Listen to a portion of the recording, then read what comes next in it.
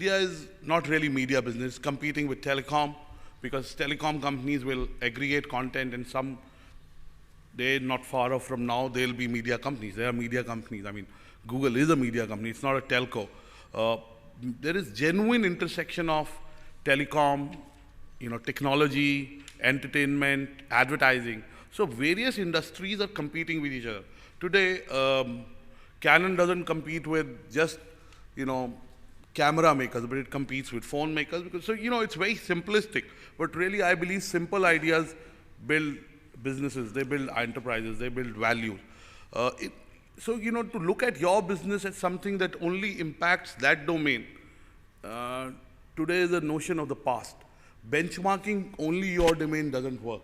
You got to go beyond your domain, because you don't know what domain will become your domain, or somebody's domain will become playground for your ideas. So really, one of the things is that do not look at your businesses as a narrow activity.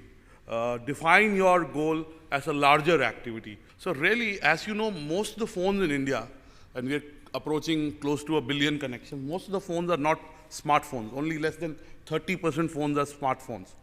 So you can't do a lot on the basic phones. So for rural India, this is a service through which you can do a voice chat, it's like a radio. It's a very basic service, and it operates on basic phones, which means a very large base. So it's become a very profitable advertising-led business model. I think it's very innovative. And I wanted to talk about a restaurant, it's my favorite restaurant. It's called Indian Accent. I mean, I think the failure rate in the F&B business is the highest. Every year in Delhi, in South Delhi, there are at least 5 to 10 pubs that open, and next year they don't exist. There are eateries that open. So this is a restaurant which is a fusion of Indian food and, continental food. And it's now been voted as among the 101 best places to eat in the world. The fact is that they created an experience which takes you there. And it's a unique menu. It's the experience. I don't like the food that much, but I like it's a small restaurant. It's nothing great. But there is a reason, there's a charm. And this is when there's many five-star shops, there are specialty restaurants. So this is innovation. To me, the experience is innovation. Rocket Talk is innovation. And Rocket Talk is at the bottom of the pyramid. So there are many opportunities. So really the 3 opening points I want you to make is, one is passion drives entrepreneurship. You'll meet every entrepreneur and they'll tell you that they're having fun. They're not focused on making money. They're focused on achieving whatever they set out to. Money is a byproduct. Venture capital chases good ideas, good teams, as Saurav was saying. Second, you need to benchmark beyond your industry. Most people, today when we talk of our businesses, I'm going to start about, over the next 5 years, hopefully 60 domains, and I build community. I don't see publishing companies as competition. I don't see associations as competition, but LinkedIn is competition. Because today professionals are getting together on LinkedIn and sharing special interest information, which companies like ours charge, So really, how you define your business and competition is very interesting.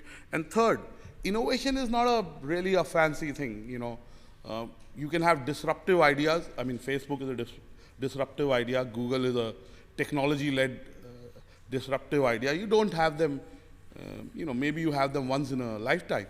But even innovations, in the way I define it, businesses can be built on innovations that are very incremental. And today, we have a engaged audience, we have a small audience. But today, you could do a talk for 10 people. As long as those 10 people are engaged and they're probably paying to listen to your talk, you can still be profitable. You can do a webinar. So I'm saying it doesn't matter the size of the business that you're doing, but as long as you enjoy what you do, you're innovating, and it's a community that swears by your service or product, you will have a profitable business model. And the engine of that enterprise is passion. These are my opening remarks. And really, this is what I do. I don't want to plug that too much. I'm doing it on office time. I can tell you it depends. I've become an angel investor now. So your perspective changes. When I was seeking investments 13 years back when I started my company, and for my bigger enterprises, I'm still raising multiple rounds of capital. But when I invest in companies and I've become an angel investor, my perspective has changed.